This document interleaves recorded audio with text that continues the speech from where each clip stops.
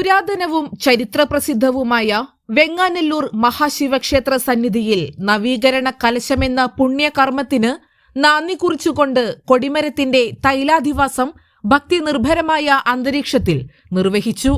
ക്ഷേത്രാങ്കണത്തിൽ പ്രത്യേകമായി സജ്ജീകരിച്ചിട്ടുള്ള മണ്ഡപത്തിലാണ് വിശിഷ്ടമായ ഔഷധക്കൂട്ടുകളും തൈലങ്ങളും സമർപ്പിച്ചുകൊണ്ടുള്ള ഈ പുണ്യകർമ്മം നടന്നത്.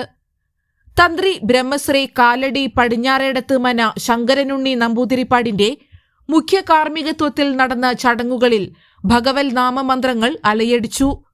വരാനിരിക്കുന്ന ജൂലൈ 8 മുതൽ 18 വരെ നീണ്ടുനിൽക്കുന്ന നവീകരണ കലശത്തിനും തുടർന്നുണ്ടാകുന്ന ധ്വജപ്രതിഷ്ഠാ മഹോത്സവത്തിനും മുന്നോടിയായിട്ടാണ് കൊടിമരത്തിന് വിശുദ്ധിയേകുകയും ചൈതന്യം വർദ്ധിപ്പിക്കുകയും ചെയ്യുന്ന തൈലാധിവാസം ചടങ്ങ് ഞായറാഴ്ച ഭക്തി പുരസ്സരം നടത്തിയത്.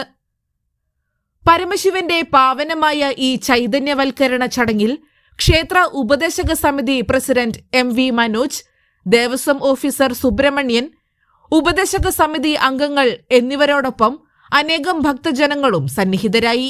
വരും ദിവസങ്ങളിൽ ഭഗവാന്റെ ഉത്സവബലി അടക്കമുള്ള താന്ത്രിക ചടങ്ങുകൾക്ക് ക്ഷേത്രം സാക്ഷ്യം വഹിക്കും.